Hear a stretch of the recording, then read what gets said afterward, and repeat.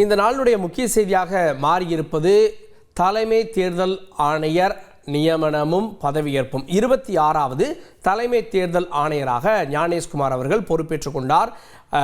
நேற்று காலையிலிருந்து அவர் பற்றிய செய்திகள் வந்து கொண்டே இருக்கிறது. அதற்கு முன்தினம் இரவு அவர் தேர்வு செய்யப்பட்டார் அப்படின்ற செய்திகளை நம்ம பார்த்தோம்.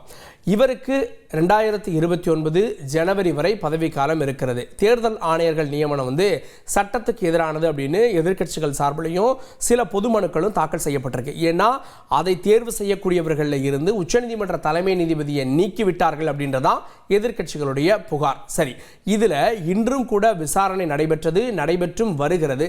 இந்த சூழலில் ஏன் அவசரமாக இன்னைக்கு விசாரணை வர்றப்போ அவர் பதவி ஏற்றுக்கிட்டார் அப்படின்ற கேள்வியை காங்கிரஸ் கட்சி கேட்டிருக்கு.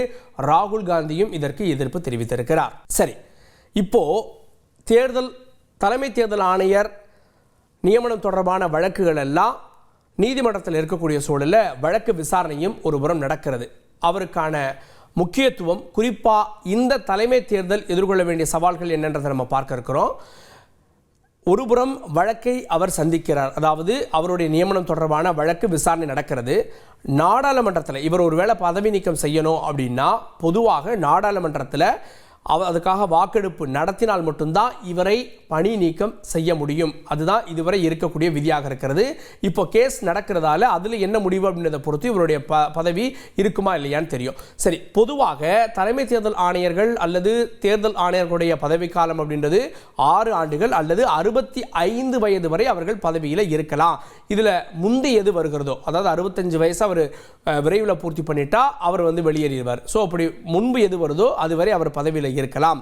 அதன்படி ஞானேஷ்குமார் 1964 ஜனவரி 27ஆம் தேதி பிறந்திருக்கார். எனவே அவருடைய பதவிக்காலம் அவருக்கு 65 வயசு ஆகக்கூடியது. அதாவது 27/1/2029 வரை அவருடைய பதவிக்காலம் இருக்கிறது. அதனால இன்னும் அவர், அதாவது 25, 26, 27, 28 4 ஆண்டுகள் முழுவதுமாக அவர் பதவியில் இருப்பார்.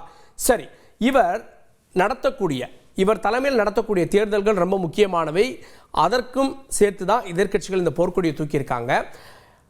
இப்போவே, அதாவது வரக்கூடிய அக்டோபர் மாதத்தில் பீகாரினுடைய தேர்தல் நடக்க இருக்கிறது. அதன் பிறகு அடுத்த வருஷம் தான் பல மாநிலங்களுடைய தேர்தல் நடக்க இருக்கிறது.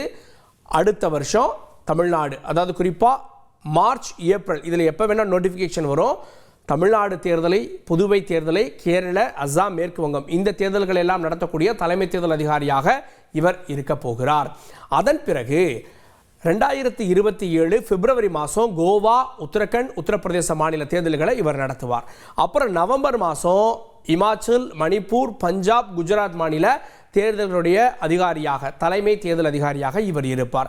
அப்புறம் 2028 வருஷம் பிப்ரவரி மாதம் திரிபுரா, மேகாலயா, நாகாலாந்து மாநிலங்களுடைய தேர்தல்களை நடத்துவார். 2028 மே மாதம் கர்நாடக மாநிலத்துடைய சட்டமன்ற தேர்தலையும் இவர் நடத்துவார்.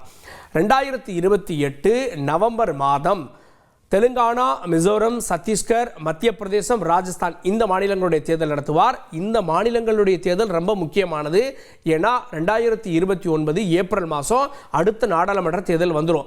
அதுக்கு முன்னாடி இந்த மாநிலங்களில் யார் வெற்றி பெறுறாங்க அப்படின்றத வச்சு தான் ஒரு ட்ரெண்ட் செட் உருவாகும். இந்த தேர்தல்கள் வரை ஞானேஷ்குமார் பதவியில் இருந்து அவர் தேர்தலை நடத்துவார். மொத்தம் 22 மாநிலங்களுடைய தேர்தல்கள் நடக்கும். அதனால அவருடைய இந்த நியமனத்துக்கு எதிர்க்கட்சிகள் ஆட்சேபமும் தெரிவிக்கின்றன, முறைப்படி நியமிக்கின்ற கோரிக்கையும் விடுத்திருக்கின்றன. அலாவுதீன் நாட்டை காப்பாற்ற போராடும் சாமானிய இளைஞனின் சுவாரஸ்ய கதை தினமும் இரவு 8 மணிக்கு. செய்திகளை உடனுக்குடன் தெரிந்து கொள்ள உடனே சப்ஸ்கிரைப் பண்ணுங்க.